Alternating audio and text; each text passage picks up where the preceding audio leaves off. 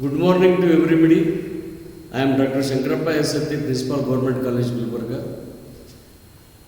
I worked as NCC officer for 20 years and also I am research guide, wildlife warden for the second term, and I am life member of the Red Cross Society, Gulbarga. Now I am going to deliver about the disaster. Before that, we should know what is hazard.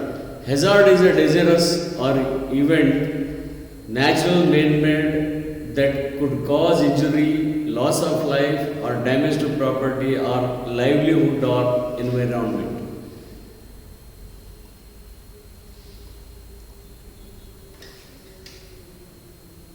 There are two types of hazards, natural and man-made. Natural hazard includes earthquake, volcanoes, tsunamis, fire, landslide, flood, drought, etc. And man-made hazards are industries, factories, explosion, leakage of toxic waste, pollution, dam failure, war, civil strife. But nowadays, natural disasters as above, environmental emergencies includes industries, complex emergencies, attack on the installation, pandemic emergencies, spread of contagious disease. So that this is one of the disaster which is a cyclone. You can see the photograph in which you can see there is a whirl which is formed because of the cyclonic storm. Next one.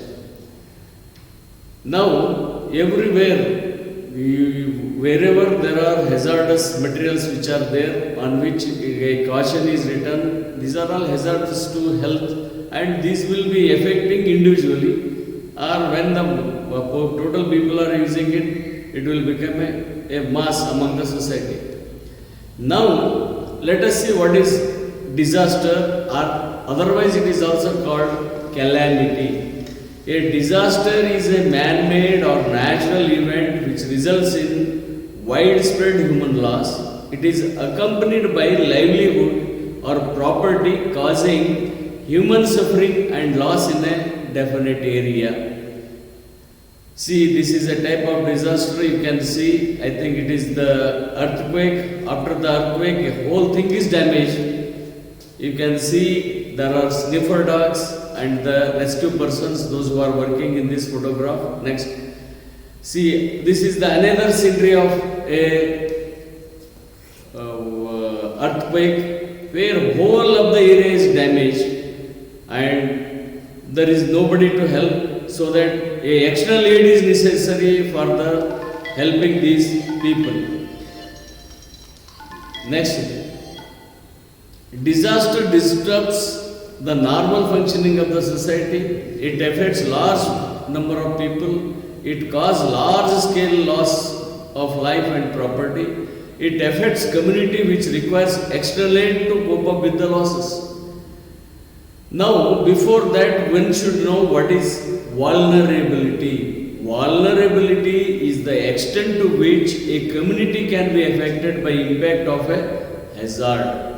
It depends upon poverty, location, socio-economic backwardness, illness, disability, age, sex, inadequate planning, lack of training, population explosion and urbanization. See, vulnerability is the effect which is causing very easily. If the earthquake proof houses are there, vulnerability will be less. If without earthquake houses are there, there will be more of the vulnerability because whole of the house is damaged.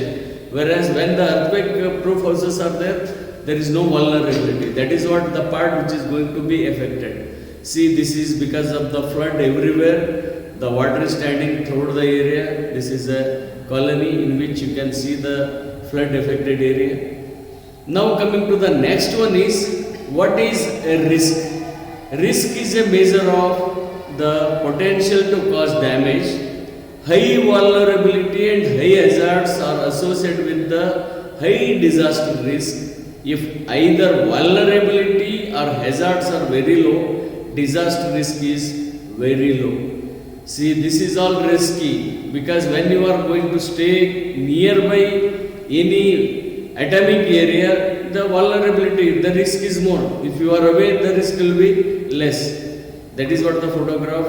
This is the preparedness, how the people are prepared to cope up with the disaster which is going to happen. These are all trained people, already they have got the ladder, whatever the equipments which are there, they are ready with so that they can immediately go for the rescue of the people. Now, I am going to give you a simple formula. Risk is equal to hazard into vulnerability divided by capacity. Disaster can be called a product of hazard and vulnerability divided by capacity for the convenience. Capacity could be defined as community to intervene and manage a hazard in order to reduce the potential impact. So that risk is equal to, come back to the lower slide, sir. Risk is equal to hazard into vulnerability divided by capacity. Risk is more when the hazard is very high, vulnerability is very high, and capacity is very low. So that when the hazard is less, vulnerability is less, capacity is more, there is no risk, risk becomes zero. That is what the formula which is given. Go to the next one. Disaster management. For any disaster, Commonwealth government recognizes 4 elements of emergencies. Disaster management, namely preparedness, response, recovery and prevention. Preparedness. It is the measure to ensure the communities and services are capable of coping up with the effect of disaster. Community awareness and education. Secondly, preparation of disaster management plans for community, school and individual. Mock drills, training and practices. Inventory of resources. Find out the resources where they are present so that the inventory is prepared, and material resources from where the materials we have to get, and human skilled resources. Already the trained persons, those who are present in different areas. Already trained persons are home guards, NCC, police, and their resources should be known by us so that a preparedness can be strong. And proper warning system. Whenever there is a disaster, before that a warning system should be given so that the people can be rescued to the safer areas, or otherwise they will be taking some protection underground, or somehow they will be getting protected. And there is a mutual aid arrangement. Whenever the aid is not present here, we should be informed and the aid can be taken out from this one. And identifying the vulnerable group. Vulnerable group usually women, children, age-old person. These are all easily vulnerable because they are not strong enough to run away or escape from the disaster. So that we have to identify the vulnerable group and the area which is vulnerable, that is all to be prepared, and if it is ready, this is what the preparedness. A proper training is. In this photograph you can see that training is given how to rescue a person who is unconscious. This is the preparedness of a photograph of this one. And materials, getting it ready. This is all the materials, whatever the medicine, everything which is kept ready so that they will go to the area where they can help. This is another preparedness. It is a bhavantar or otherwise a cyclonic storm, what we call. In this preparedness, what is needed is underground houses.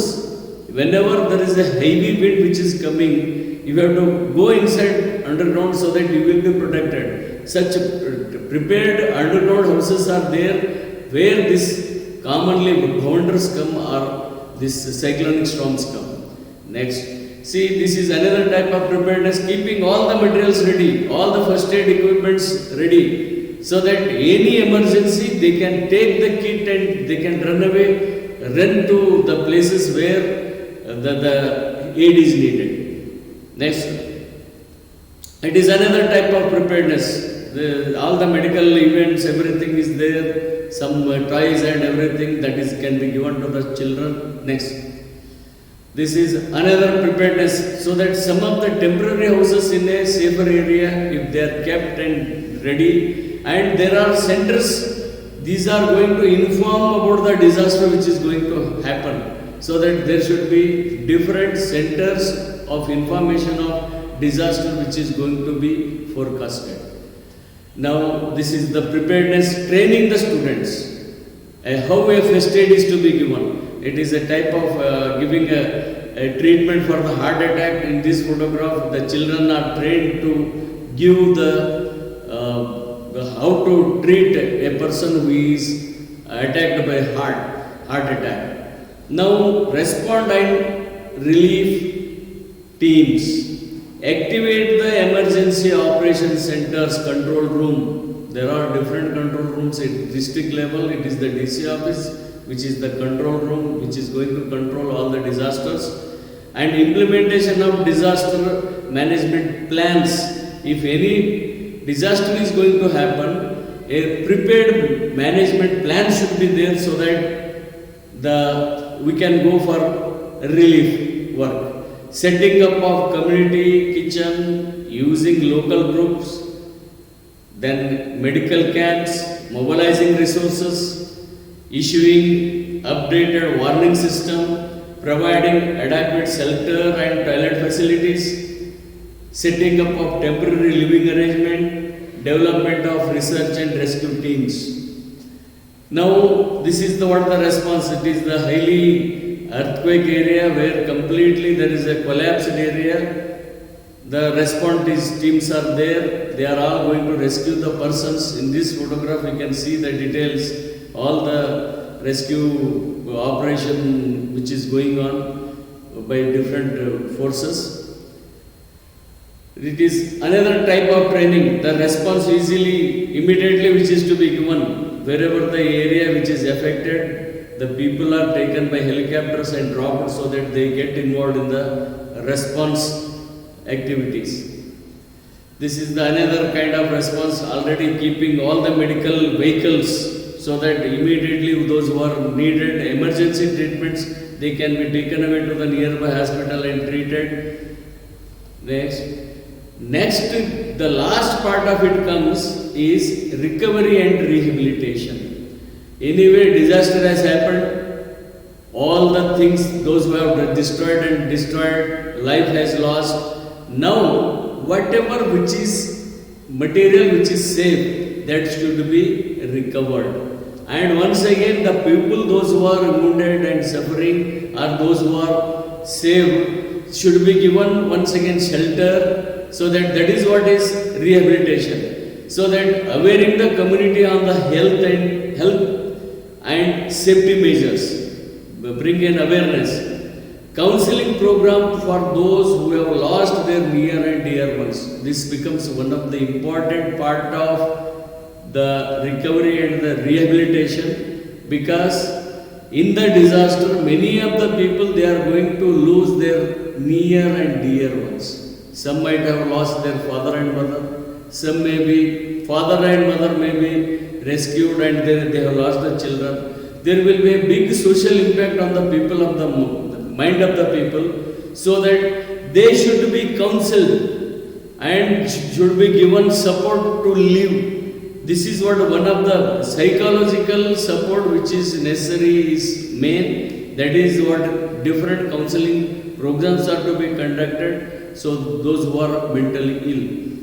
Providing shelter, temporary houses, restoring essential services, especially roads, milk, water, whatever which are essential to live, they are all to be restored. Collecting usable material for the construction from the rubble, providing financial support, funding for employment of the people, reconstructing new buildings. Recovery and rehabilitation, that is what they are going to into the where the, this is the photograph. You can see the people are, they are helping in rescuing. recovering whatever the material which is left out, that is recovered and that can be reused. So that here once again restarting the electrical poles, rehabilitation, temporary houses are constructed in this photograph.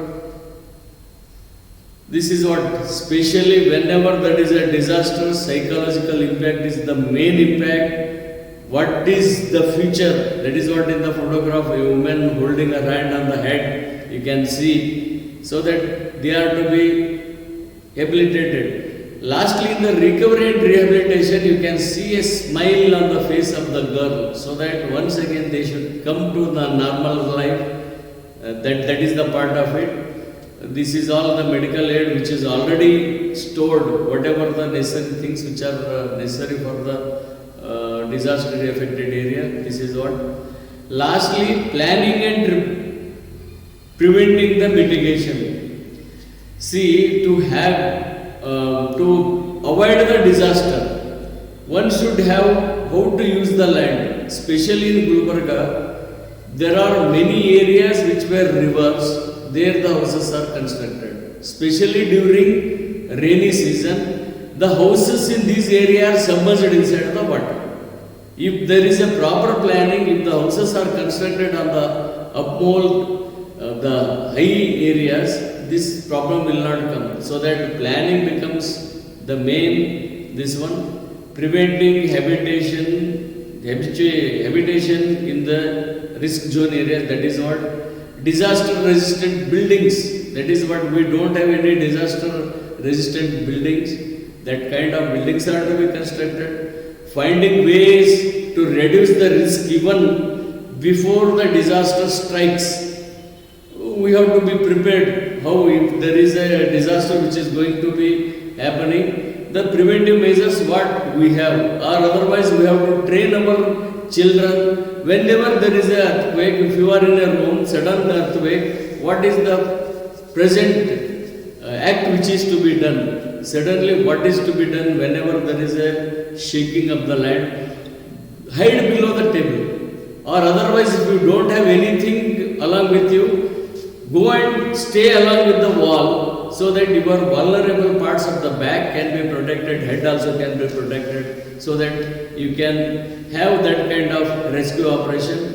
Especially disaster management is such a tough training. Community should be made aware. Whenever we have to mock drills are to be conducted, our children and our people are to be trained. Whenever there is a disaster, what are the precautionary measures, whatever the things we have to be prepared, all the things, so that it becomes the community awareness and the education. See, planning and prevention and mitigation, this is all, we can teach our children by showing the diagram and everything. It is a type of training.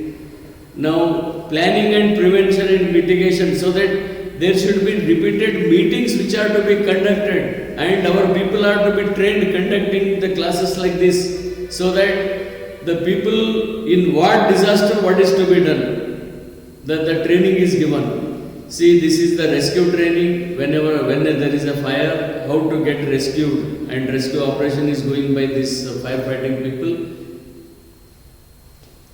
Now I am going to give you about the details about the 10 major disasters of India. Number 1, Bengal famine, which happened in 1970. Nearly 1 crore people died. 1770. 1 crore people died in that disaster because of non-availability of the food. And the second one is, it is the tsunami which has happened in 2004. Whole area was covered with the water, and more than 20,000 people were killed, and the whole area was submerged inside the water. It is the great famine of 1876 to 1878. Nearly 3 crore people are killed. Now, Gujarat earthquake, which happened in 2007, it is in the early morning. Nearly about 20,000 people died because of the earthquake. And the third plague pandemic, 1 crore people died in India. Nearly 1 crore people died in India. And Karinga cyclone, 39, nearly 3 lakh people died because of the cyclonic effect. Now it is a Latur earthquake which is very near to us. Nearly 20,000 people died and 3 lakh people injured. This happened in the year 1993. Next is Uttarakhand flash flood which happened in 2013. Thousands of people are died. Kolkata cyclone which happened in 1737. Thousands of died in harbor destroyed. Now it is the Kashmir flood which happened in 2014. Thousands of people died and the only rescue given by Indian Army. All the Kashmiris are protected. Now it is in India. But countries, what I want to tell is, the Richter scale of about 6 earthquake which happens, if it happens in India, nearly thousands of people are going to be killed. Whereas the same Richter scale earthquake, if it is going to happen in America or otherwise in Japan, there will be nil injuries or nil disaster. Because they are so well prepared.